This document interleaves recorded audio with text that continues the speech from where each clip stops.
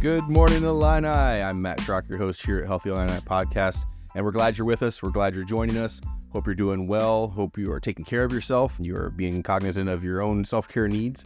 But we want to talk about something today that a lot of us have dealt with or are dealing with, but it's something you may not have thought of in this context or thought about the details of it. So I'm excited to jump into it and see if we can get some tips and some advice here to help you be the best you that you can be.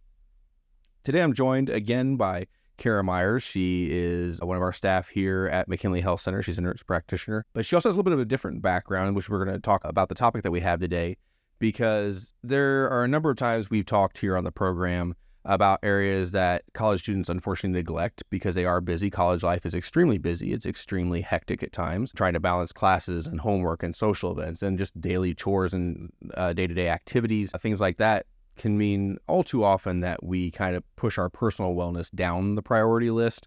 It becomes the last thing that we really try and check off sometimes because we feel other things are more pertinent. And that can mean nutrition, that can mean exercise, but really commonly for a lot of us, the biggest area is sleep and rest. That's the area that we kind of avoid taking care of and avoid focusing on. And there are a lot of aspects to sleep that we could talk about today, but we're going to really focus on the idea of trouble falling asleep and kind of what that entails.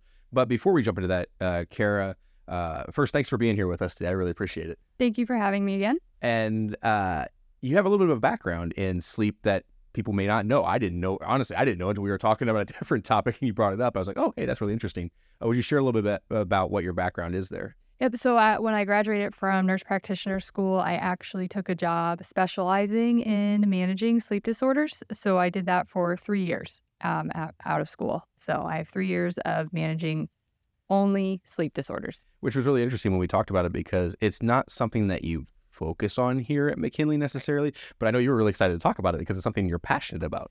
Right. And it actually has a big impact in so many other aspects of people's lives. And there's just some misinformation, especially in regards to insomnia specifically. Let's start with insomnia because I know I'm guilty of it, that we like to have, sometimes a little knowledge is a dangerous thing. And it can be for me as well, because no matter what I'm dealing with sleep, I kind of call it insomnia. Right. And I know a lot of people do that too. I didn't sleep well last night, I'm dealing with insomnia, or, right. and that could be the case, but it's not always the case. So let's begin with what actually is an insomnia and what are some signs that you're actually dealing with insomnia specifically? So insomnia is technically characterized as you have trouble falling asleep, you have trouble maintaining your sleep, you wake up a lot at night, you can't get back to sleep. And this happens anytime you go to bed. So if you go to bed at 9 o'clock, you go to bed at 1 o'clock, you go to bed at 3 o'clock, it doesn't matter. What time you go to bed, you have issues always. And so that's kind of how we characterize insomnia. And you started listing off in your prep work, you started listing off some of the causes or the things that can influence insomnia. And there was a lot of factors there. What are some of those things, and what are the kind of the big ones that you see most commonly? Stress, anxiety, mental health issues, especially undiagnosed or untreated mental health disorders, bipolar, anxiety, depression are the big ones, trauma, PTSD, if you have an injury where you're having a lot of pain, if you have a lot of noises keeping you up at night, light keeping you up at night, you're in your bed watching television on your phone, you have a lot of loud noises, or it's too quiet. There's so many things that can interfere with people's sleep. It's too hot, it's too cold, you're stressed, worried, anxious, thinking about things, your mind's racing, everything. And I think that's one of the reasons that, it is a reason that it is so pertinent to college students, because college students have stress, they have anxiety, they have and that's just built into the entire experience, unfortunately. But the other side that I wanted to get to is that not all difficulty sleeping is insomnia. And this was the part that kind of, when you mentioned it, just kind of in passing the first time we were talking about it, you mentioned, I was like, hey, that's interesting to me because I'd never really thought of it in that context. And it's not necessarily insomnia. is the reason you can't sleep, is something called, I'm going to read this because I get it wrong every time. It's called delayed sleep-wake phase disorder, which is, it sounds like a mouthful. But what is delayed sleep-wake phase disorder? So to make it easier, I just say delayed sleep disorder. So actually a lot of people that I come in contact with, especially the younger population, like teenager, early 20s, like a lot of the people we deal with here actually have this rather than insomnia. It's basically it's a circadian rhythm disorder, which that's a fancy way of saying the light and dark kind of drives your sleep and wake cycle. But essentially, these are people that like to stay up late and sleep in. And when they're able to do that, they have no problems. But the issue is their society, school, life in general, they have to get up at 8 a.m. or 7 a.m. and they're trying to go to bed at 10 or 11 so they can get the, quote unquote, 7 or 8 hours of sleep that they're supposed to get, and they can't fall asleep. Well, they're not tired. Their body's not ready to sleep. So they think they have insomnia, when in fact they have a delayed sleep phase. So if they were able to go to sleep when they wanted to, when their body was naturally ready to, 1, 2, 3 a.m., sleep till 10 or 11, they'd have no issues. So that's really fine. That's really the distinction that between insomnia and delayed sleep disorder, is that insomnia doesn't matter when, right? Whether it's 10 o'clock at night, 3 a.m., you're struggling to fall asleep. With delayed sleep disorder, there's a set time that your body's like, okay, now I'm ready. And so that's really the main difference in that. Yep. So it's like when I get talk to people about this, and I can usually kind of tell when I'm talking to them, and I'll say, if you didn't have any obligations at all and nothing to wake up for, nobody was telling you had to go to bed at a certain time, get up for class at a certain time, and you could go to bed when you wanted to and wake up when you wanted to, would you have any issues? And most of them they're like, no, I'd be fine. If I could go to bed at 2, 3 a.m., fall asleep fine, sleep fine. I don't wake up at 9, or I maybe wake up once, I get back to sleep fine, and they don't have any issues. And so the result of this is just you kind of have to get this cycle that you're constantly tired. Right. And then you also mentioned that you can also have excessive sleep inertia. Yeah. What is that? So that's basically you have multiple stages of sleep, and it's basically waking up out of a deep sleep. So your body's not ready to wake up. So you're trying to get yourself out of that. And so you're like awake, but your body is still kind of asleep but awake. I don't know how to describe it. So you're just like not right in the head, kind of like you're not like ready to wake up. Your body's not ready. But you're having to get up because you have to go to class at 8 a.m. But you're not waking up out of a lighter stage of sleep. So we go through stage 1, 2, 3, then you get into REM. And 3 is like the deep sleep, and that's the sleep when we wake up and we're like disoriented. It's usually out of the stage 3. REM is when we dream. If we remember our dreams, it's because we woke up out of a REM stage. But most of the times we're waking up usually out of a 1 or 2 if you're waking up at the right time. And a sleep cycle is usually about like 90 minutes or so. And this cycle of not being able to sleep, but then having to get up earlier than you want to, then not being able to sleep, it creates just this constant feeling of fatigue. I know, yeah. And I know after talking to you, I'm fairly certain I deal with some of this. My natural cycle has me falling asleep after midnight usually. Yeah. And so I'm exhausted when I wake up. I'm tired. I'm like, okay, I'm gonna go to bed early. I go to bed early. I can't fall asleep. Right. And it at 12:15 hits, and guess what? There I am. I'm ready to go to sleep. It happens so often. So if somebody's listening and they're like, well, I am dealing with insomnia because of these factors, or I've gone and the best advice, if you're uncertain, go talk to a medical professional. Mm-hmm. Talk to a provider, come to McKinley if you're a student, and talk to someone here and say, hey, this is what I'm dealing with, and find out it may be insomnia. It may be delayed sleep disorder. If I'm listening to it, I'm saying, hey, yeah, that's me. What do I do about it? What are the next steps? So they're both treated a little bit differently. The most important thing for both of them is sleep hygiene, which is the kind of in general, just making sure your sleep is really good. And people honestly struggle with this on a regular basis. We have so much going on. But not only that, like being in the dorms and living with roommates, and you guys may not like sync with your sleep schedules. So doing the best you can to keep, the most important thing is keeping a regular sleeping schedule. I say you can kind of shift your sleep maybe like an hour either way and be okay. But if you're going to bed, let's say 11 p.m. and waking up at 7 Monday through Thursday, then on the weekends you're staying up till 3 and sleeping till 11 or noon, you're going to have a hard time shifting back come Sunday night. So ideally, you don't want to be shifting it too far. You want to try and keep it as regular as you can. Avoiding caffeine after lunch, essentially like 8 hours, caffeine can stay in your system. Some people are more sensitive to that than other people. Some people can slam a Mountain Dew and go to bed. Other people drink Mountain Dew at 8 a.m. and they can't sleep for, all day. So everyone's a little bit different when it comes to that. Smoking, I know everyone, with marijuana and stuff, it can actually interfere with your sleep. I know some people say that it helps them sleep, but it can actually disrupt the sleep. Exercising has been shown time and time again to help improve like deep sleep. Now, if you do it too close to bedtime, like within 2 hours, it can be stimulating. So it can make it difficult to fall asleep. So just keep that in mind. Keeping the room dark. Some people will need quiet. Some people need like a noise machine to block out any other sounds. Keeping it cool temperature.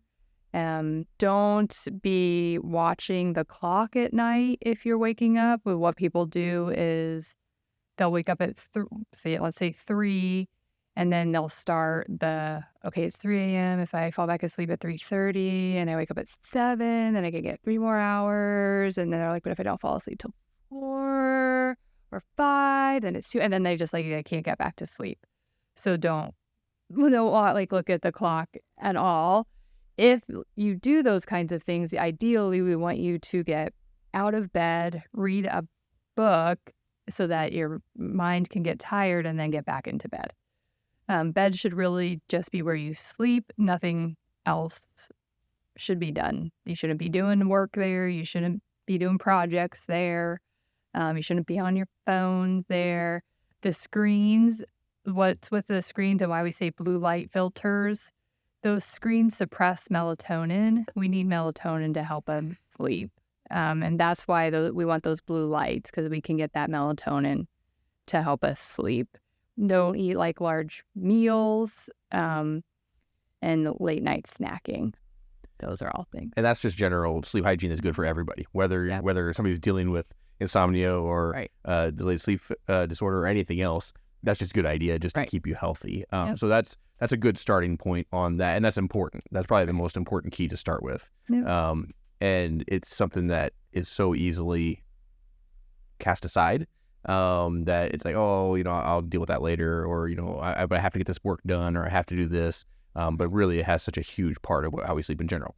Is there something more than for insomnia that if somebody's really dealing with really struggling with insomnia, is there something more they can do as treatment on top of that sleep hygiene? Same thing with delayed sleep disorder. Yep. So insomnia, if there's an underlying issue like an anxiety, depression, mental health disorder, then we really want to get that treated. There's been many times I've seen an untreated like bipolar or something that once that's treated, the insomnia goes away.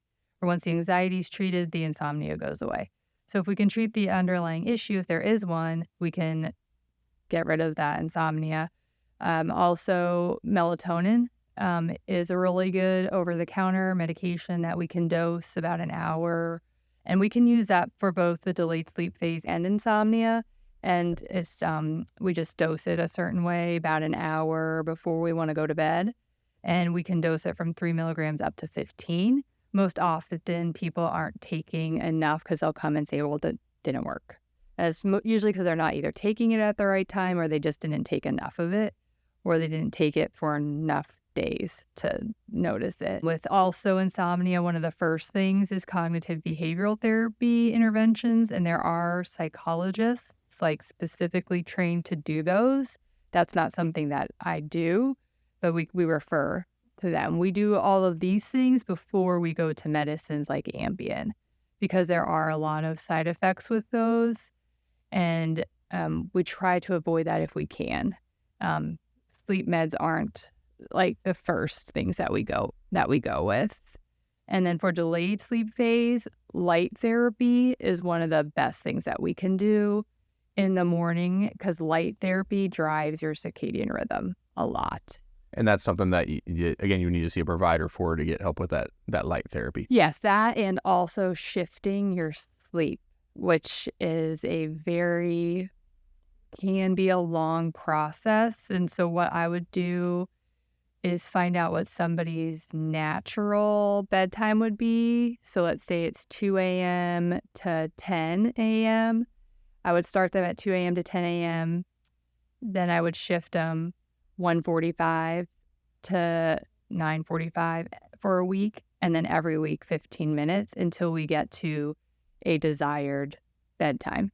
And so it's not like a quick process. Well, it's just like they say, 30 days to make a habit or something, whatever it is. I mean, my numbers might be off. I'm just doing it off the top of my head. But, it takes a while to change a habit. Mm-hmm. And this is what this is. And especially when you're changing your natural circadian rhythm, bodily, the way you're wired, basically. That takes time. Yep. I do want to mention that we do have those light box therapy units here at McKinley. Nice. You can check them out. If you have questions about that, contact us at McKinley. You can contact our business office. You can contact the health ed department. We have people here who would be very happy to talk to you about those boxes that we have. So that is an option here. We don't have a ton of them, but we do have them available. So make sure you contact us if you're curious about that. We can set you up with a provider that can help talk you through that. The other question I had is, you talked about melatonin, and one of the common questions is, can you get addicted to it? Is this something that is a risk that you get hooked on it, that you can't get off without, you can't sleep without it, that kind of thing? Not really. Our body naturally produces melatonin, so we're just kind of trying to boost that natural melatonin that we have. No, we're not trying to use it like long term. It's not an addictive substance, and a lot of times people can come off of the melatonin, and some people are on it for a long time, and that's okay. It's pretty safe. And it comes back to what we say here all the time. If you've listened to any programs, any of our episodes, you've heard this, that everybody's unique. Everybody's journey is unique. Yeah. And so finding what works for you as far as your sleep schedule, what works for you to help adjust your sleep schedule to get it to a place where you can function at your highest productivity, that's the healthiest for you. It's a matter of figuring out what's best for you and having people come alongside you to help you with that. Providers here at McKinley, other providers in the area, people who will help guide you where you need to get to so that you can be the best you can possibly be. And that it really comes down to having those conversations and figuring out what works for you. Well, Kara, thank you so much for talking with us today about this. We'd actually been wanting to do a sleep episode for a while and just didn't really know what direction to go and things like that. And then we had this random conversation. Yeah. I was like, hey, here we go. So I really appreciate you coming in and sharing your expertise with us. It's been great. There's a lot more information I have on sleep. We barely even touched the tip of the iceberg on this. So if you're listening and you want to know more, schedule an appointment with Kara. Oh, God. Yeah. This schedule's pretty full. Your schedule is going to fill up even more now. But really reach out to us here at McKinley, and we'll be happy to put you in contact with people here that can help talk you through this, because it's a big area and a huge issue for everyone, but especially college students, just because of the nature of schedules here. So be sure you try and contact us, and we'll be happy to walk with you through that. But Kara, thank you so much for being here. I appreciate it. Thank you for having me. There's so much that goes into the college experience. There's so much that goes into a college student's schedule, and everybody knows that they are busy. Everybody knows that they are cramming as much as possible into the time they've got, and unfortunately, some things get squeezed out. And really, unfortunately, one of the things we often squeeze out is our own rest and our own sleep. We sacrifice that to get more done or to fit in more things. And while I think all of us have that common experience, it's not a good thing to have that common experience. And so if you're dealing with sleep issues, if you're dealing with an inability to fall asleep, it may be insomnia. It may just be delayed sleep-wake phase disorder. It may be something else. So I really encourage you to reach out to McKinley, schedule with a provider if you're struggling with sleep, whether it be a primary care provider or through our stress management peers in health ed. It could be diet. It can relate to your diet with a nutritionist. There's a lot of areas. Reach out to us. We want to connect with you. We want to help you through this. We want to give tips and advice and just walk along with you. If you have any questions about this or comments about this episode, you want to contact us here at Healthy Illini. We'd love to hear from you. We'd love to engage in that conversation because we want to come alongside you. We want to help be a part of your journey so that you can be the best that you can possibly be. So thank you for joining us today. You're on a personal journey no matter where you are in it. You are important and you matter. Your health and wellness are important and matter, and we're here to keep you well to excel. So go have a great week, Illini. Let us know how we're doing, and we'll catch you next time on Healthy Illini.